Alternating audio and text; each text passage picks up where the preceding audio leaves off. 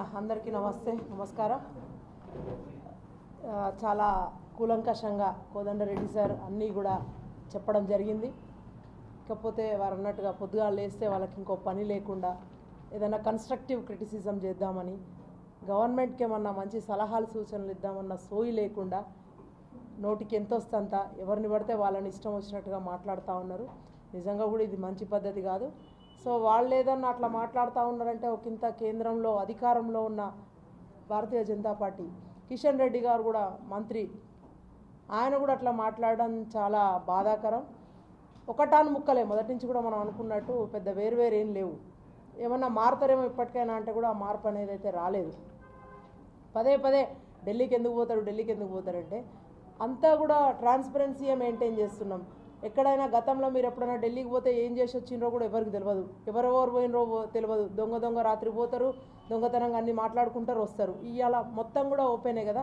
గౌరవ ముఖ్యమంత్రి గారు మిగతా ఎంపీలందరితో కలిసి వెళ్ళి అమిత్ షా గారిని కలవడం, తర్వాత అది అందరు ముఖ్యమంత్రుల మీటింగే, అది ఇట్స్ ఓపెన్, అది సీక్రెట్ ఏం లేదు అందులో. తర్వాత కట్టర్ గారిని కలవడం జరిగింది. వరద సాయం చేయండి, రీకన్స్ట్రక్షన్ చేసుకుంటాం మేము. మొన్నటి వరదలకు, భారీ వరదలకు ఇంత ఆస్తి నష్టం జరిగింది.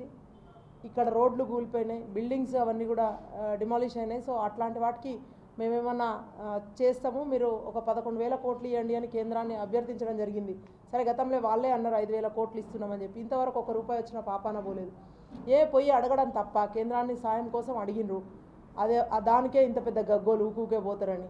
అది కాకుండా ఇందాక సార్ చెప్పినట్టు సిటీ సీవరేజ్ మాస్టర్ ప్లాన్లో భాగంగా దాని డిజైన్ అంతా కూడా డిపిఆర్ రూపొందించుకొని ఒక 17,000 కోట్లతో డిపిఆర్ రూపొందించుకొని వెళ్ళి సబ్మిట్ చేయడం జరిగింది, అమిత్ షా గారికి ఇవ్వడం జరిగింది. తప్ప ఇది అంటే డెవలప్ చేస్తాము, చుట్టుపక్కల శివారు ప్రాంతాలైన వాటిని, ఆ సంఘాలన్నింటినీ కూడా పురపాలక సంఘాలను కలుపుకొని ఒక 27-28 పురపాలక సంఘాలను కలుపుకొని డిపిఆర్ రూపొందించుకొని తీసుకెళ్లడం జరిగింది. వాళ్ళ ముందు పెట్టిండ్రు. సరే, ఇస్తారా ఇయ్యరా అనేది వేరే విషయం. ముందైతే మేమైతే అడగాలి కదా. తర్వాత ఈ ఇందాకనే మూసీ వాటర్ అన్నీ కూడా ఇందులో కలవకుండా, మూసీలో సీపేజ్ వాటర్, సీవరేజ్ వాటర్ ఇవన్నీ కూడా కలవకుండా దాంట్లో main boxes, large boxes, severe mains ఇవన్నీ కొనడానికి మనకు డబ్బులు అవసరం. ఏది చేయాలనుకున్నా కూడా ఇవాళ ప్రక్షాళన దిశగా పోతున్నాం కాబట్టి అవన్నీ చేయాలనుకుంటే కూడా, ఇన్నేళ్ళ మురికిని కడగాలనుకుంటే వాళ్ళ పాపాలను కూడా కడగాలి, గత ప్రభుత్వం చేసిన పాపాలను కూడా. ఇవన్నీ కూడా చేయాలంటే ఒక 4,000 కోట్లతో ఒక డిపిఆర్ రూపొందించుకోవడం జరిగింది. అది వెళ్ళి ఇవ్వడం తప్ప. సో ఎక్కడ మీకు ఏం తప్పు చేసినట్టుగా అనిపిస్తుంది? ఢిల్లీకి పోతే ఏమన్నా అది నేరమా, ఘోరమా? ఆయన పోయి ఏమో అక్కడిక్కడ మీలాగా టైంపాస్కి పోయి రావట్లేదు కదా. గతంలో దావోస్కి పోయినా కానీ, తర్వాత అమెరికా పోయినా కూడా ఎన్ని పెట్టుబడులు తీసుకొచ్చినాం, ఎన్ని కంపెనీస్ ఇక్కడ స్టార్ట్ అయినాయి, మొన్ననే ఫౌండేషన్స్ డొనేషన్, ఇవన్నీ కూడా వీఆర్ కీపింగ్ ఎవ్రీథింగ్ ఓపెన్ కదా. పబ్లిక్ అంతా కూడా డొమైన్లలోనే పెడతా ఉన్నాం కదా.